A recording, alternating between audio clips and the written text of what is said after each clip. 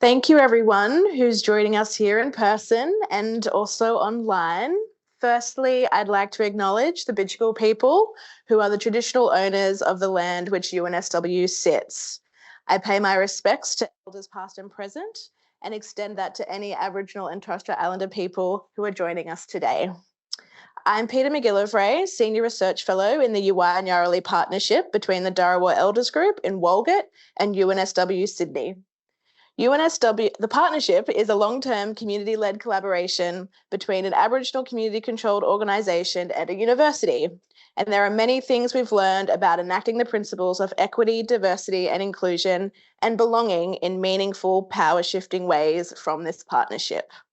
On the UNSW side, Yuwaya Ngarra-li sits within the Division of Societal Impact, Equity and Engagement. The division is the host of the annual Diversity Festival, which this discussion today is a part. The festival brings students and staff together to embrace the diversity of our community, enrich identity, and ignite conversations about how we can foster a more inclusive society. At last year's Diversity Festival, I was pleased to host a discussion as the keynote event, More Than Diversity, How to Dismantle Power and Privilege, which constructively challenged the ideas of diversity, belonging, and inclusion. In that conversation, we discussed the structural nature of the goals for equity, diversity, and inclusion work. One of our panelists from last year, an academic here at UNSW, Oscar Monahan, described the effort as social reconstruction, requiring the problematization of all of our own privileges.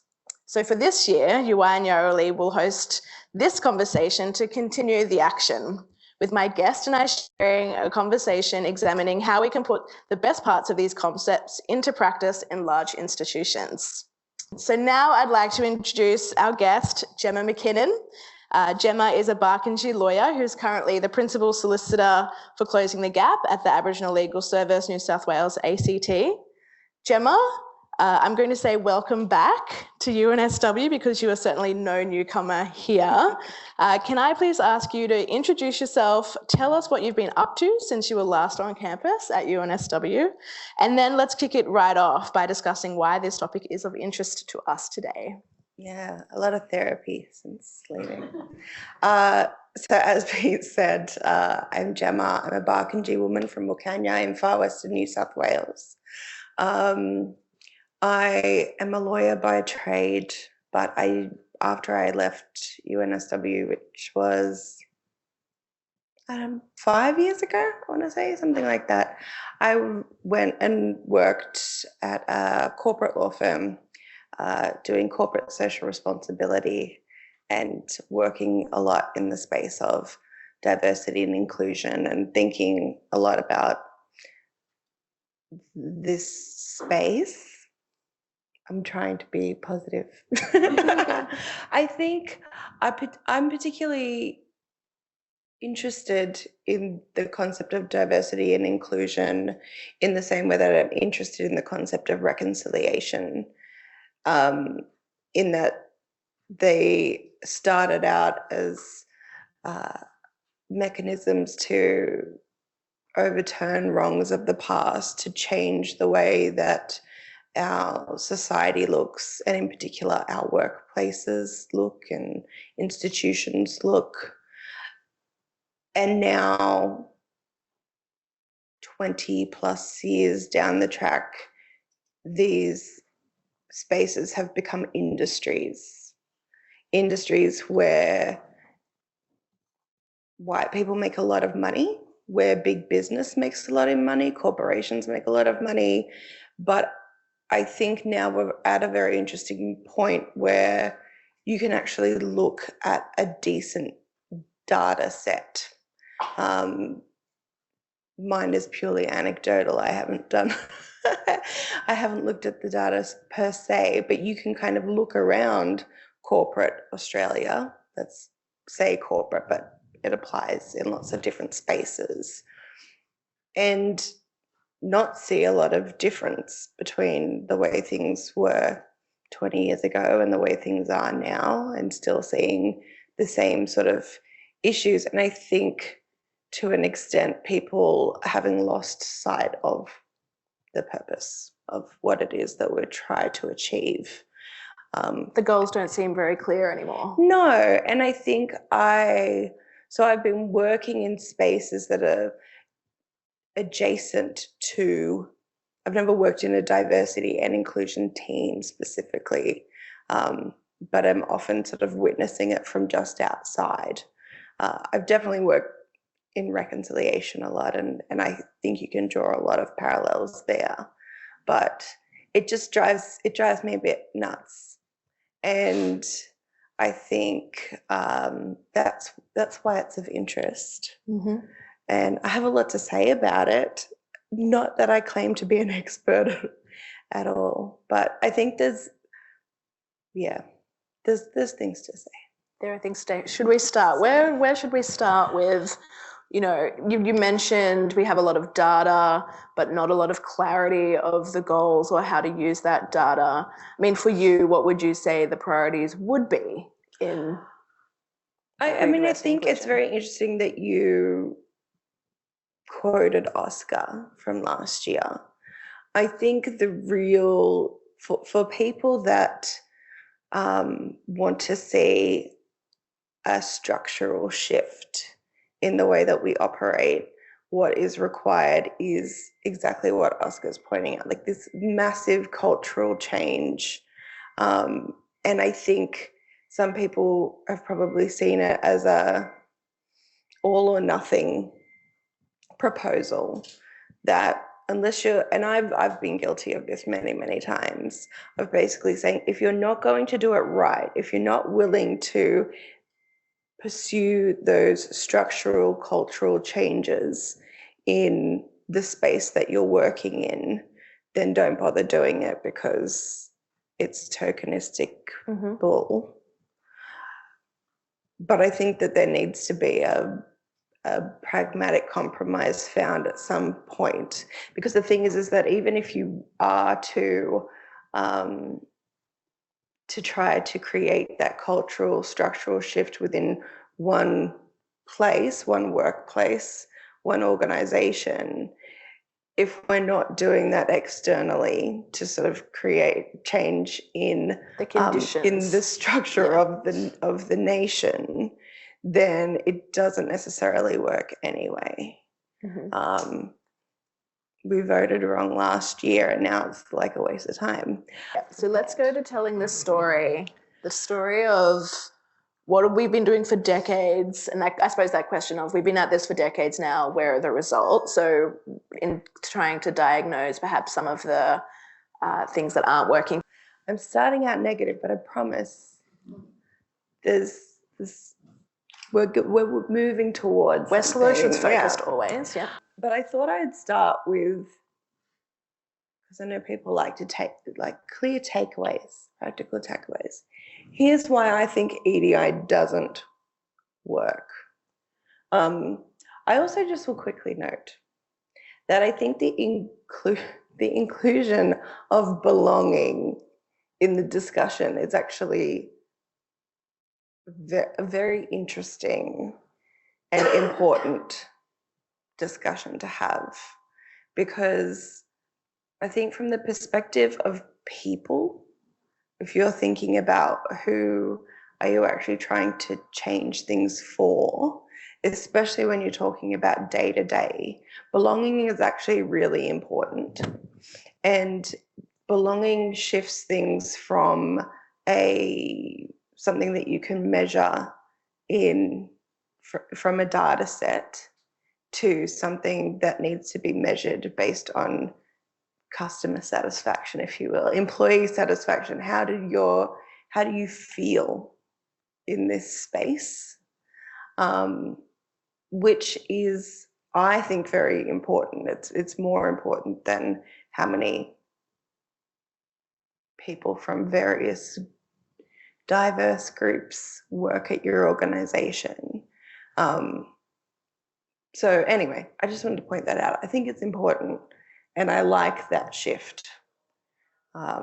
Whether the motives behind that shift are necessarily people focused. I'm not sure. Well, we'll have to do some work to define that and claim it and be really specific about what we mean by that. Yeah. Because we know that things get co-opted and they become, you know, and just words rather than having any meaning. Precisely. But these are the 5 things that I sort of thought this is the crux of why EDI doesn't work. And the number one thing is because people don't want to give up power. I don't know what it is about this space, but it is run by wealthy white women. This space being equity, diversity, diversity, and inclusion. Yeah. And I think that's by design. And what we're ultimately, and maybe this is going to be a whole bunch of circular thoughts, but my understanding of what we're trying to achieve from this work is a change. It is difference in the future, is different in the way that organizations look, different in the way that organizations recruit, and in the way that they look throughout the entire organization, not just at the bottom. And the decisions that are made being a reflection of that difference. Yeah. And I just see way too many, well, I was even listening this morning on the radio, the chief executive women have come out and said we're not even doing well enough in terms of women on boards, women leading businesses, women, female CEOs, etc. And I always sort of thought, oh, that's like gender diversity is the easy bit of diversity. People like to focus on that, but, you know, and then there's this whole massive other piece of the pie that just gets ignored. But what you see a lot of is white people at the top with a team of non-white people, people of colour, working underneath them and advising but not being decision makers, or being the people that deliver on the program or the project, but not other people who design it, not other people who are advocating to the boards, to the CEOs, to the executive about why this is important or what needs to be done. And it sort of is the essence of why it's not going to work, is because if people aren't willing to relinquish power, and I'm not talking about power like Mussolini power, I'm talking about... So you're talking about, I'm not going to be the speaker in this meeting. I'm not going to be the person who goes and talks about why this is important. Like that type of thing? Or are you talking about the things like... Not even being the authority on, you know, we've just had this huge national conversation about giving Indigenous people in Australia a voice, a merely advisory voice, and that's sort of been rejected. And then you have these, in a sort of micro example, an organisation developing a diversity and inclusion policy strategy, and those policies are decided upon, maybe there's some input from people of colour or people from diverse groups into that, but the people who are signing, the people who are making the decision about what it is that we're actually agreeing to as an organisation, what are our goals over the next 5 years, how much money are we going to spend on this, and how how much weight are we going to give it as an organisation in terms of what it means to our business, and I say business in a broad sense. All of those decisions are never being led by non-white people. Yeah. Never. Say never and being general. Yeah. Being general. But I think that's the number one issue. That's always going to be the thing where no matter how many, you know, how well your ducks are lined up, no matter how well produced and developed your strategy is, that's why you're never going to get anywhere, because nobody's actually handing over the power to non-white people. Yeah. Or any of the diversity that we're sorry, and I say non-white because I'm always thinking of myself. Yeah. Yeah. Yeah, I mean, I'm keen to get your thoughts. I don't want to just talk at you all, but that I think is a really crucial element. And definitely, I mean, and that was the panel that we had last year was definitely focused on the questions of power and privilege, and in the context of UNSW, it was, you know, a conversation about how slow change can be in large institutions like universities, and then that one being a key factor when we're trying to achieve that deep structural change. It's really hard too, because I think, oh God, I'm going to get in so much trouble. We love trouble. Go for it. But, you know, like I'm some of my best friends are these white ladies running D&I, you know. They are people who create a lot of opportunities for people, who often will kind of like get you to a point where it's almost evil if it weren't evil. Where they get you to a point where you actually have the capability to do it. And expectations. Like, they're the ones who are opening the doors and providing you with the opportunities and introducing you to the people that you need to know to be able to sort of get to where you are. But then when you're at the sort of point where you could be the one who takes over, where you could be the one who's at the executive meeting or whatever, they're the ones who are stopping you from doing that.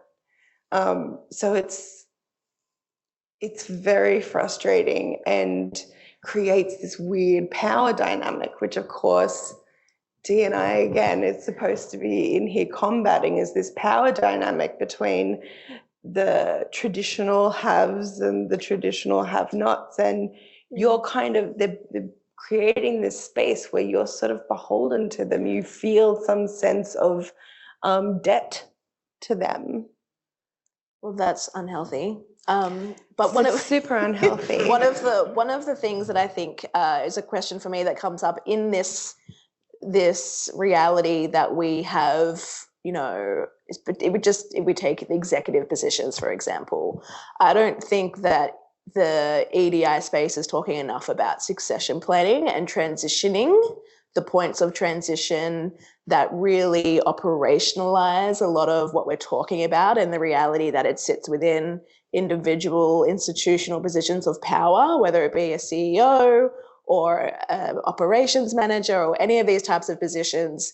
And for the people that do hold power, what they understand their responsibilities to be in their transition onwards into other things and other places where they can be making meaningful and useful contributions without them being the ones who are, you know, key decision makers or whatever that might be. I think that is a blind spot for this work, and certainly that's a problem for us as we start to build up more of a not a critical mass, but more people willing to put up their hand and say. I don't think it's that. I think that they genuinely. I don't think it's that they haven't thought about succession planning. I mean, everybody thinks about their retirement. Right? everybody thinks about who's going to take over when they go on their holidays or whatever. It's that at the end of the day, there is still this fundamental belief in people's heads that we're not capable of doing it. Like, yeah, no, that's true. It's the great lie, the great myth. And that's coming back to Oscar's thing, right? Is that it's just too big because you have to sort of fundamentally change the way that society thinks about non-white, cis, het, able people. And that's, if I keep coming back to that, I'm just going to frustrate the hell out of myself. But yeah. Well, let's move on from the power bit for a moment. Yeah. To talk about. So it's fundamental, but there are other things that I think are more frustrating because they're easier to change. And the computer says no attitude to things is one of the most frustrating. Is that it's just too common to be almost in a knee-jerk way responded to or met with, no, we can't do that. No, that won't work.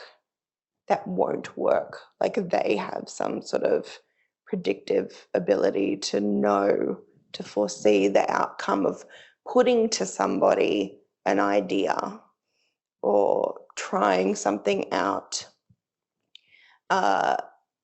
It's massively frustrating to people who are trying to do something. It's also not logical because you actually can't work out what to try next unless you try things and get some data about what happens. And it seems that the approach to business in all other facets of business is completely different, right? They always want to try a new innovation, career conversation, a new way of dealing with employees, a new way of recruiting, a new IT system, a new whatever it is. But for some reason, trying something new when it comes to the D&I space is always radical. It's always just you're just taking it a little bit too far. Yeah, okay. Yeah. And I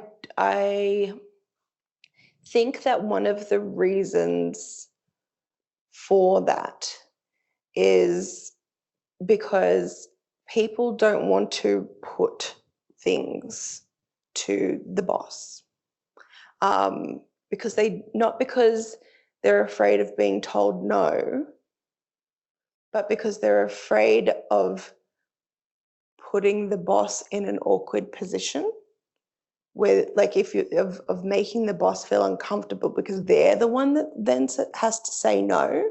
So you have these sort of gatekeepers in the middle that sit between the people developing the strategy or developing the project and the people with the money, essentially. And these people in upper management, we'll call it. So I don't know, like I know what upper management means, but they sort of sit there, and I feel like actually what their job becomes is to protect the decision makers, to protect the people that have the money, and to stop them from ever having to encounter the team of Black people or whoever that are down there saying, oh, this is the great idea. This is the solution. This is how we could make this work. Yeah. And then what happens is that you work and you do this over and over and over again. You develop this project, you develop this policy, this strategy, and you get told no so many times that you either say, okay, well, I'll just sit here and you can pay me and I won't do anything, and it won't bother you because you don't actually want me to do anything, or you quit. And then at the end of the day, they're still getting what they want. The status quo remains. It's no skin off their nose whatsoever, whether you're there, whether you're not there. They have the team and they can still, you know, show their WGEA numbers and, you know, we're an employer of choice, blah, blah, blah. But it's this mechanism is sort of set up to prevent that from happening. Mm-hmm. And I suppose then prevent the real strategies to create the conditions for the structural change that would actually make the difference. To even like prevent the conversation from happening. I've been in lots of situations where I sort of feel like I don't mind if they say no. I see my job as, and I thought that everybody that worked in this space, that their job was to make other people feel uncomfortable by making them say no, by challenging them on their reasoning or on their privilege, or that was the role. And I think that most people that work in this area that are trying to create change of some form on whatever scale are more than, like, they have thick skin. They're very willing to be told no. The power and that incremental change that we need comes from putting things to people, from forcing people to confront why is it that I'm uncomfortable with this? And now it seems that what's being created within these structures is a mechanism to stop even that happening. And that's incredibly frustrating, and I think is a sign of actually moving backwards. Mm-hmm. On the time. I want to come back to some of that because I think in higher education there's lots of change afoot around, you know, even the shift in this institution about what this equity work looks like, particularly around students from low socioeconomic backgrounds, and that as something that's important in what we're trying to do within the institution to create more equitable you know, student experiences, teaching experiences, research experiences. So we'll come back to that, but I want to go to the last few points that you've got here: merits and other scapegoats. Yeah, I'm going to move through them quicker, I promise. The merits argument is something that I think everybody's familiar with. It's a bit older in the sense that I think it happened a lot more when it was all about, when the focus was on employment. How do we actually get better diversity in the workplace, in the university, in the space? And there was lots of, oh, well, we can't hire anybody. There's just nobody that's qualified to do this. There's nobody that's, and I think universities are doing better at this, definitely from the student perspective, in terms of thinking about things as relative to opportunity, and thinking about things outside of marks and that sort of thing, and thinking about ATAR scores and things like that. Exactly. But the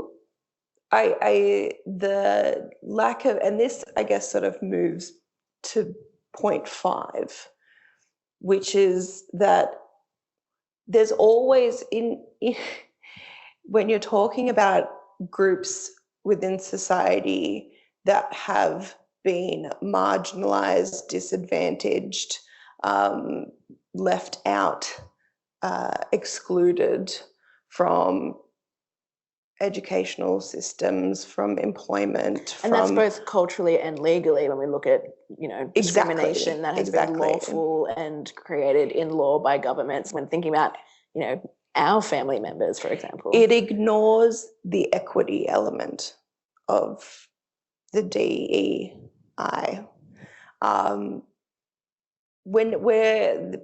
I still see organizations fall back on, oh, well, we want people to work here, but we want them to get in on the merits. But you're, of course, comparing somebody who is first in family to go to university with people who are, I always think about it in the law context, but, compared to people who are sort of third generation lawyers, it's shocking that it's still a thing. But in those big, and then I think universities are doing well, but in those really old, what word am I searching for? Institution, sectors, we're seeing absolutely no change there. I mean, I would argue that universities are still not great when it comes to this, and some are certainly worse than others. Because it requires you to criticize the system that you came up through, that you have benefited from. So that's really difficult for some people to sort of say, well, I've built my career based on these archaic processes by which we decide whether or not somebody is capable of doing this work, or somebody's writing or research is worthy of sharing with other people. I've been a beneficiary of that, and therefore to want to dismantle or change that structure, does that bring into question my my capability, or even does it diminish the worth of my credentials and qualifications? Exactly. So because I had to work to get this credential, are we just giving that away for free now? And you see, it the same in a lot of industries where it's not, where the way that they recruit people, the way that they train people is the same way that they've been doing it for centuries. And I think people just need to get over that. I can't believe there's not people that just haven't gotten over that.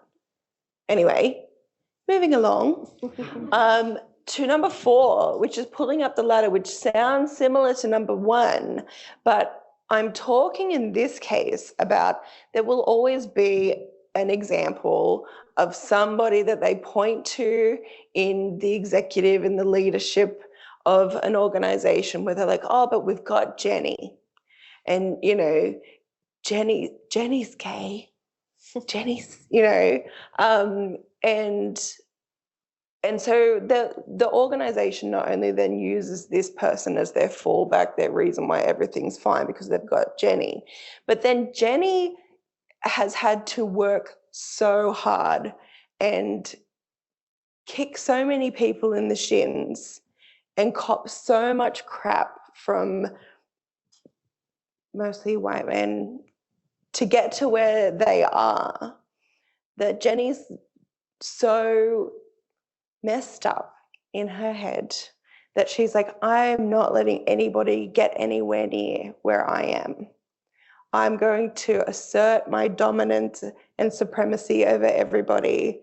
And so I'm going to pull up the ladder behind me so that no young thing is going to come in and challenge my position, try to steal my position here. And I don't necessarily blame Jenny, because Jenny's had to fight really hard. I don't know where I came up with Jenny. But it's a huge issue. It's a huge issue that I think a lot of people, a lot of minority people would be very familiar with. And it's a difficult one to deal with, because we are in the situation where at the moment those places are scarce, but it does really inhibit our progress to be divided, and to not be sort of working together towards the same Absolutely. goal. And I think that, the collective work within EDI is really lacking. It's also individualistic, often in that paradigm of individuals and this being an individual kind of challenge instead of what it is, and then the opportunities to be doing more collective work in solidarity. I'll give Oscar another shout out from last year, making that point about that's something that really is lacking, is the solidarity work within EDI, and if there's any space for that. And we are talking about people's livelihoods. I think that's the other challenge that you can't ignore, is that the people that have been able to gain, to climb the ladder to some extent, to gain a position of some limited influence, are not in the same position that that their non-Indigenous counterpart or equivalent is in at that time, right? Where we're stretching a salary amongst a lot more people. We're dealing with not having inherited wealth. We're dealing with all of those sorts of things. And so you are in a really vulnerable position where you can't, it's not always reasonable to expect people to, to have their moral compass and not waver from it, and to sort of put everything on the line for the cause. So it is a challenge, but I think it's just something that we need to be cognizant of. Yeah, and I think just to kind of wrap up all of these points that you've made, to the one earlier about power and the ultimate decision maker, not being left to feel uncomfortable, and your point about, a lot of this work happening in an industry of EDI, when everybody's, livelihoods or kind of, roles are being determined by its existence, where does that leave us? Another big existential question that we love, but should we go to? Let's go. Yeah. I mean, the why is obvious, but it's huge. And people, I think, have just completely lost sight of why we do this. And it's become about projects, and it's become about numbers rather than actually trying to dismantle structures. Anyway, obviously. So we promised people some pragmatic. Yes, I believe the topic of the conversation was something to do with putting it into practice. Putting it into practice. How can EDI be implemented? Well, 5 things you can do to implement EDI. These are, and so this I guess is coming back to that pragmatism. These are not things that will create automatically a sense of belonging. They do not deal with Oscar's point of trying to dismantle corporate structures, universities, the patriarchy. This is not going to deal with the patriarchy. But these are practical things that you can try to do as an individual. So I've tried to think about things that acknowledge the system within which you're working, but that I recommend. Mm-hmm. So number 1 is to future-proof your practice. So I see a lot of, we don't need to do that because so-and-so is a really reasonable person. And so I'll give some solid examples. We don't need to introduce cultural and ceremonial leave because managers will just let you have the time off for it. They're not going to be unreasonable about that. Because Brenda's really good to work with and she's not going to have a problem with it. But what happens when Brenda leaves? And also, if you are in that situation where it's not something that is controversial and therefore not worth doing because it's a given, lock it in. Lock it in so then your organisation is actually committing to something, and lock it in so that if you leave, you've created something good. Mm-hmm. It's, look, another reason why they don't do it is because, oh, well, then it has to go to the board, and the board won't let us do it. So we'll just keep doing it on the DL. Don't do that, because that's not what we're all here to do. It's about putting it to the board, Embedding it, making them make the decision. Yes, it might come back to shoot you, because then they become aware of it and are suddenly cracking down on people being given leave for things. But I think wherever possible, take the next step to lock it in for the future. Yep. Because then once it is locked in, a lot of the time they forget about it. And so you just keep getting the benefit of it, and it becomes this really benign thing that nobody even bats an eyelid at, but at the time might have seemed a big deal. But you can also use that as an opportunity to ventilate people's often misplaced concerns, their misunderstandings.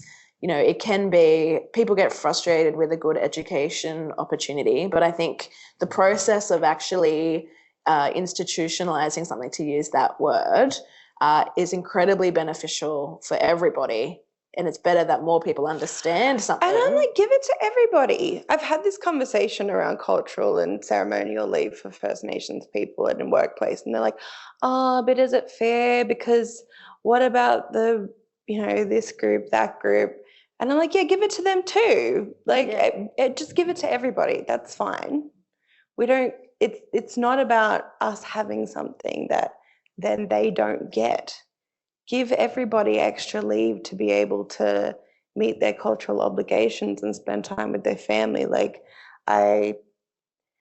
That's been an interesting thing, because that fairness question always comes up. Oh, is that really fair? I mean, blackfellas can give everyone a lecture about what fairness is. Well, I reckon.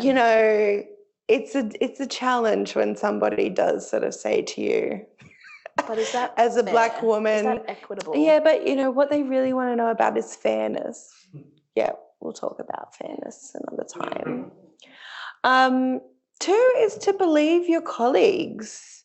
And by that, I mean, when you just see so much gaslighting in the workplace. You see, I feel like we have a level of awareness about gaslighting in relationships.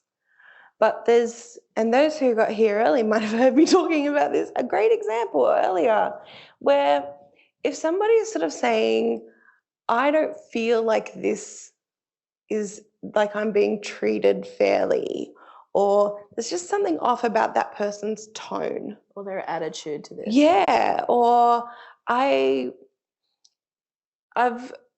in recent times encountered a few solid examples of, especially being the person in the manager position, feeling as though I'm being treated differently because of my race. And in a workplace in particular, it can very often be sort of fobbed off as, well, we'll just deal with this as a managerial HR type issue. So who's where in the hierarchy? Have you had the conversations with them? And you completely ignore the sort of the other element, which is the racial discrimination element of it, or the discrimination element of it, we'll use more broadly.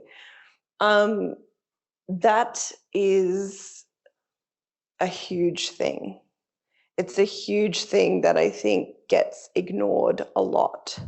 And we all talk all the time about discrimination and about bullying. And there's lots of legislation set up to protect against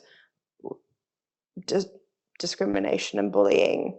But it's, if nobody other than yourself as the victim is actually calling it out and believes that it is discrimination and bullying, then it basically goes nowhere.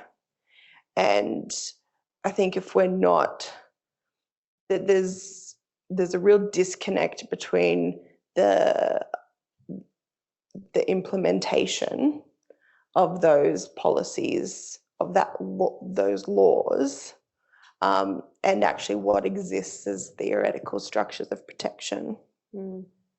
So yeah, and I think that's one which becomes more visible only when you start to see more diversity in senior management and in positions of power and decision making, because then you start to see, oh wow, there is actually a difference in how you will treat that person who's giving you a direction versus that person who gives you a direction, and who you're more willing to listen to and respect and, you know, take and direction what do from. you do? What do you do as a worker, as a student, when everybody that you're supposed to complain to, everybody that you're supposed to raise issues with, has absolutely no concept or understanding of what it feels like to be discriminated against?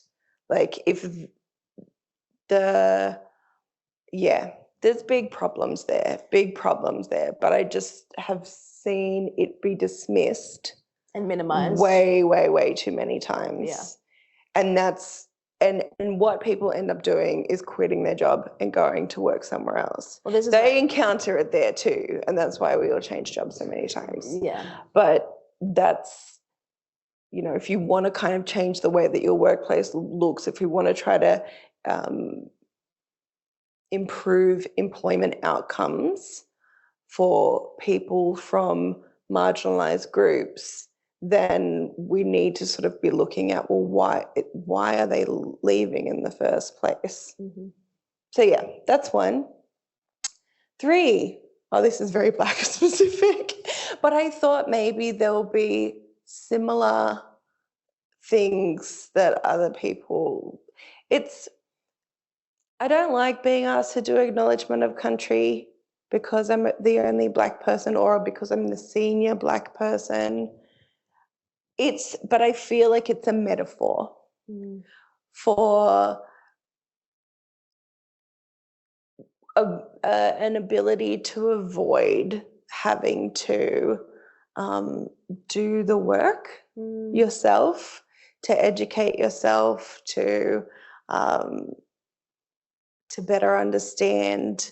And so you just are fobbing things off to somebody with lived experience. There's something there, and I haven't quite figured out what it is yet. But don't ask me to do an acknowledgement. Why people can do acknowledgements, well, that's my personal grievance. It's the bare minimum of personal accountability that you can demonstrate, right? By doing the work. In unpacking that a little bit. Yeah. Demonstrate that you've done the reading, demonstrate that you have engaged critically in what Indigenous peoples have said and know and have shared generously about why it's important. And those little demonstrations make such a difference. In the belonging piece. Piece.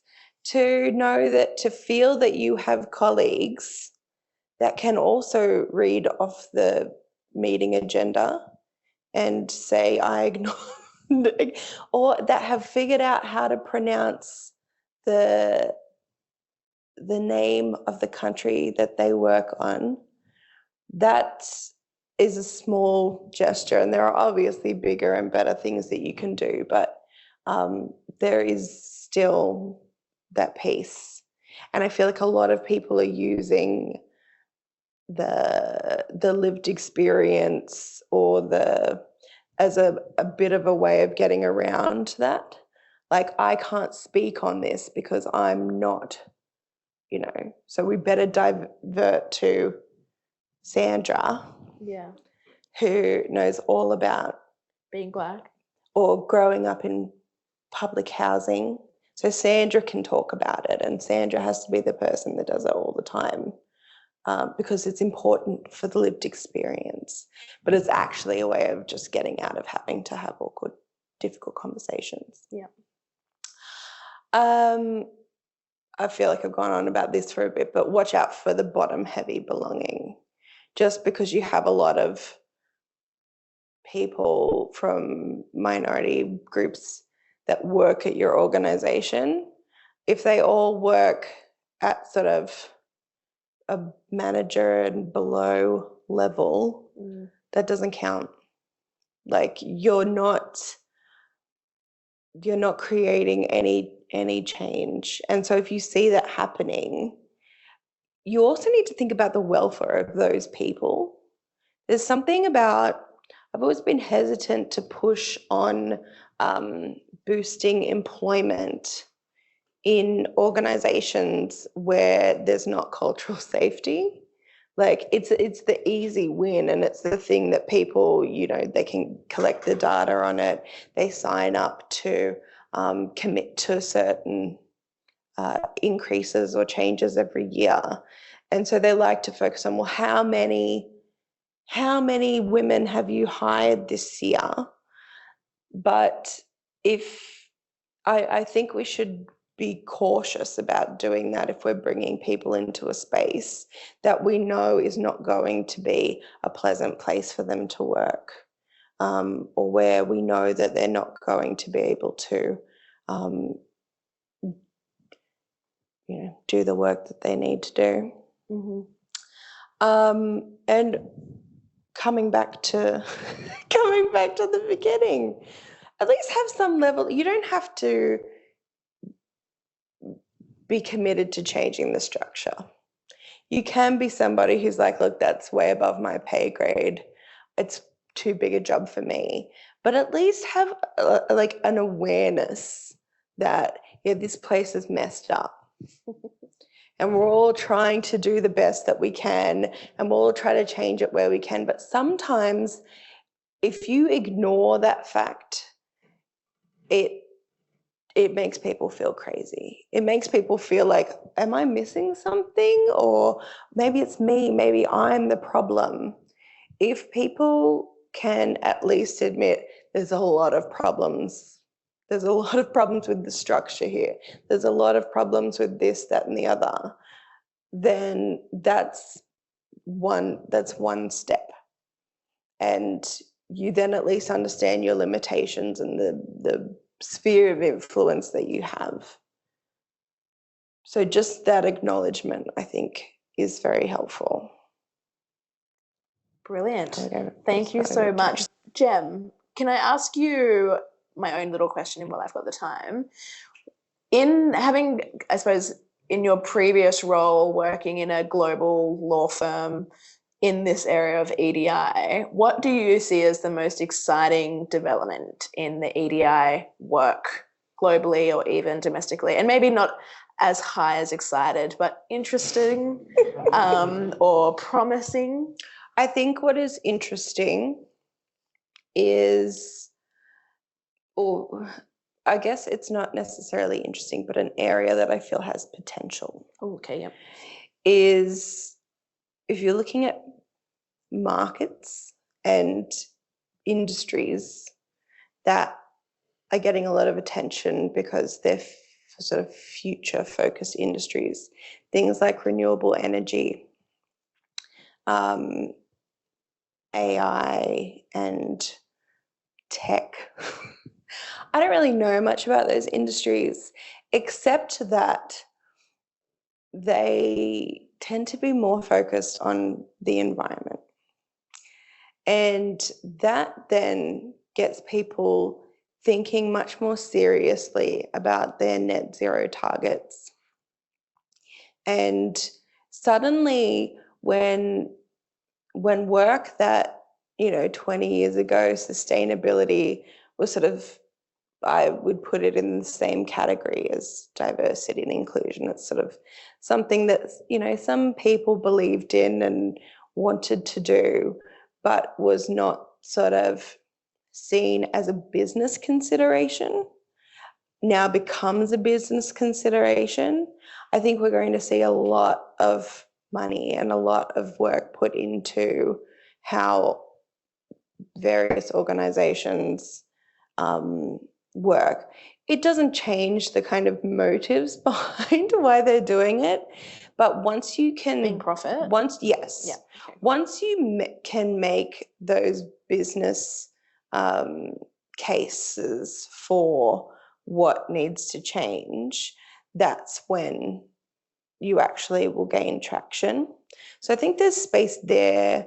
Legislative reform is good. So things like the modern slavery changes, for example, but we're still only seeing a kind of bare minimum commit, like, you have to do what the legislation says that you have to do. You have to write a statement every year or whatever it is. So I think that I see a little bit of hope in big business that is led by people who actually want to change things.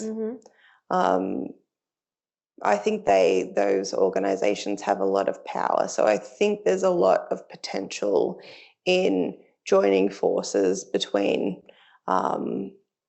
NGOs and big business for those purposes. Universities, philanthropic organizations, businesses, and community groups, that sort of thing. There's potential there. Great, thank you. We have one question that's come through, and we'll make this one the last one before we wrap up. So Gemma, you will get the absolute last word with this question. How do you keep yourself safe in workplaces where you're facing some of the things that you've described today, in the absence of perhaps some of that, workplace initiatives or other EDI, I suppose, end goals that we're trying to achieve? That's a very interesting question. It's very difficult to do. Like, I won't lie. I have sort of clung to literature to sort of being able to, there was this, I saw this thing on LinkedIn and I shared it straight away and everybody noticed. But it was this cycle of employment for women of colour. And I read this wheel and I was like, oh my God, this is every job I've ever had. And it doesn't change the situation that you're in, but sometimes, and it's like coming back to that number 2 point, is it's just nice to know that it's not you that's being like particularly sensitive or is, that can't cut it in corporate Australia or whatever it is, to actually have a reminder that no, actually this is just practice that's rooted in white supremacy and soz. Like, it is what it is right now. But to feel seen, understood, heard, I think is really, that will keep you going. And finding longer places and people where you are kind of experiencing that validation of that experience. But also to just shift priorities, which I don't know if that's a good thing necessarily, that you have to kind of change what's important to you or where you focus your energy. But I have in the past been known to be the job, like live the job. And that gives your workplace a lot of power. That gives your colleagues a lot of power in terms of influence on how you feel and your happiness. And so, and it is difficult to change that. But if you can sort of say, actually, it's just a job, it's just work, and actually what my priority is my family and my friends. And so changing that mindset makes it much more bearable as well, and takes away that power from your employer. Because it doesn't matter as much to you. I think that's a really good point to wrap up our conversation today. Thanks so much, Gemma. It's been awesome as usual, as always, in having these yarns with you. Thank you to everybody that's come today in the room and online, and we look forward to the next Yuwaya Ngarra-li event, which you can subscribe to on Humanitix. Go have a look there. Thanks, everyone. Thank you.